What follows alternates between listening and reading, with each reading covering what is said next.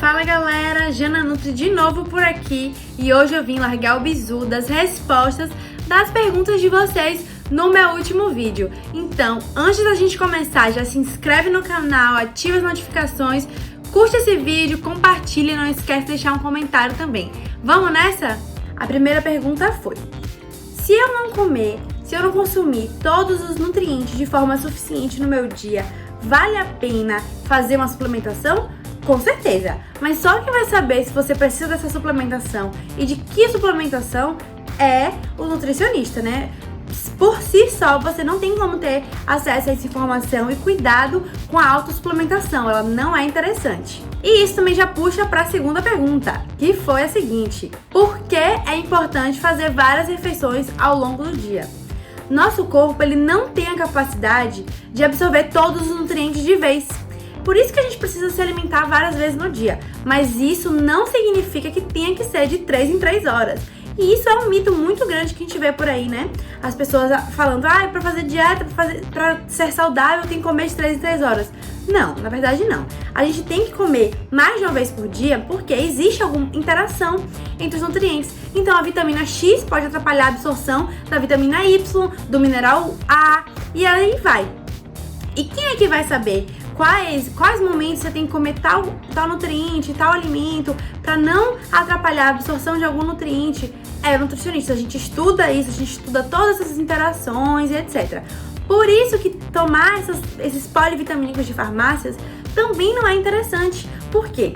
Porque você está ofertando todos de vez, normalmente quantidades exageradas, e aí o que acontece? Vai tudo pro xixi, porque você não vai conseguir absorver. Nosso corpo, ele não absorve tudo de vez, e é por conta disso, né, que a gente se alimenta mais de uma vez por dia. Lembrando que não precisa ficar preso à ideia de comer de 3 em 3 horas, tudo isso é muito individual, e a melhor forma de saber qual é o melhor pra você é indo no nutricionista. Outra pergunta foi: legumes crus apresentam mais nutrientes que os cozidos?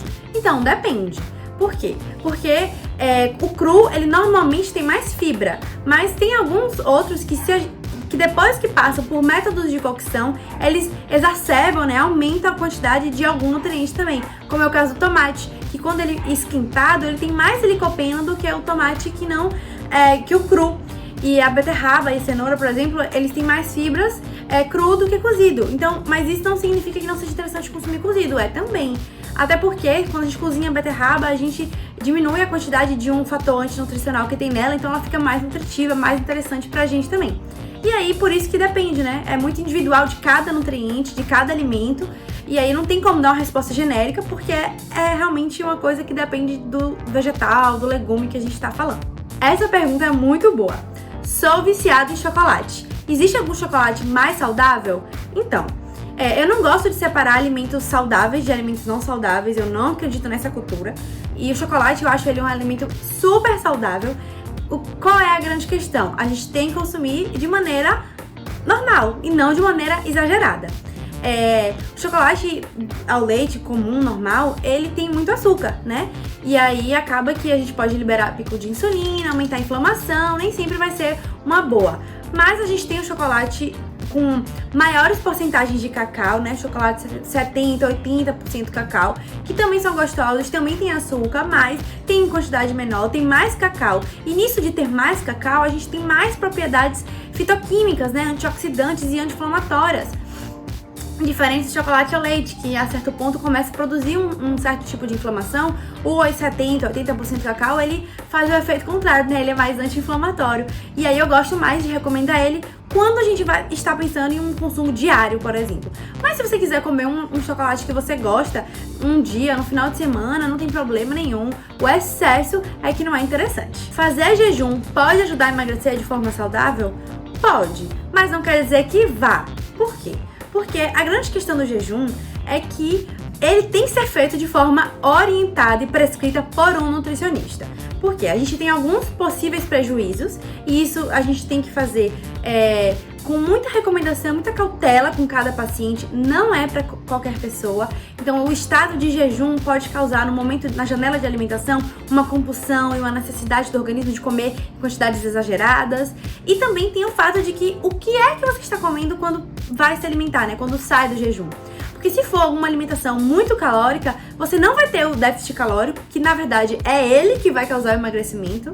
E aí você não vai ter, você vai ter comido mais caloria do que você ingeriu, e isso não vai fazer diferença nenhuma, você pode até engordar. Então, por isso que a gente precisa ter atenção e fazer sempre com orientação do nutricionista. O jejum, ele é só mais uma estratégia nutricional, não emagrece mais nem menos. Quando ele é bem feito e com recomendação, ele pode sim ser uma boa estratégia, mas não significa que ele seja uma boa estratégia, né? Ele pode ser, é um potencial, mas tem que ser feito da maneira correta. Existe alguma bebida detox que eu recomendaria? Não. Por quê? Nosso organismo, ele é perfeito. O organismo humano, ele é assim, ó, trincadinho. Ele pensa em tudo. Então, a gente tem já um mecanismo detox na nossa fisiologia, que é o nosso órgão, o fígado. E ele faz o processo de detox tranquilamente, perfeitamente. Existem alguns nutrientes que a gente pode colocar para otimizar, para melhorar a saúde do fígado? Sim, mas não necessariamente vai ser vendido com forma de suco. O suco, eu gosto de recomendar suco verde, suco rosa, com beterraba, etc. Mas porque é uma forma interessante de consumir alguns nutrientes. E não porque ele vai fazer um detox no nosso organismo. Isso não precisa, a gente precisaria de um detox se a gente estivesse intoxicado, né?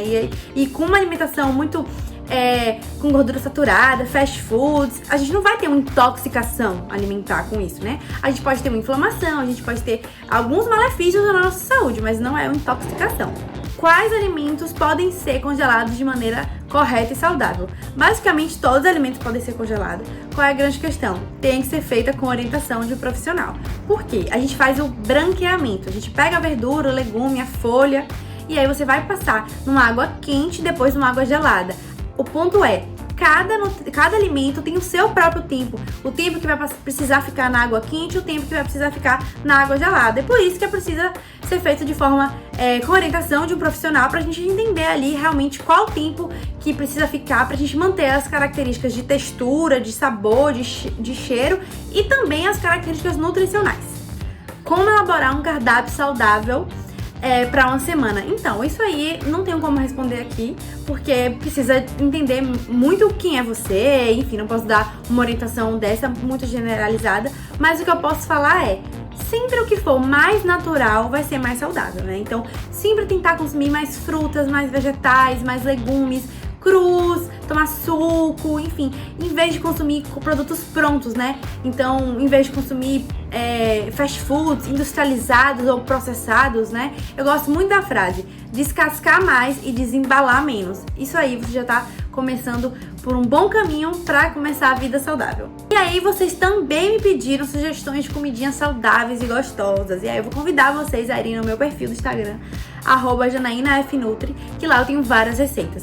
Mas eu posso falar aqui também algumas, né? A gente pode fazer bolinha de batata doce recheada com frango, até uma versão mais saudável da coxinha com tapioca e queijo. A gente pode fazer bolo de caneca de banana, bolo de banana com aveia e canela, bolo de cenoura também com farinha de aveia, não precisa ser com farinha de trigo, que vai ter mais fibra, né? Bem legal. Enfim, tem várias receitinhas. A gente pode tentar fazer também um hambúrguer, né? Um hambúrguer versão mais saudável para comer com pãozinho integral.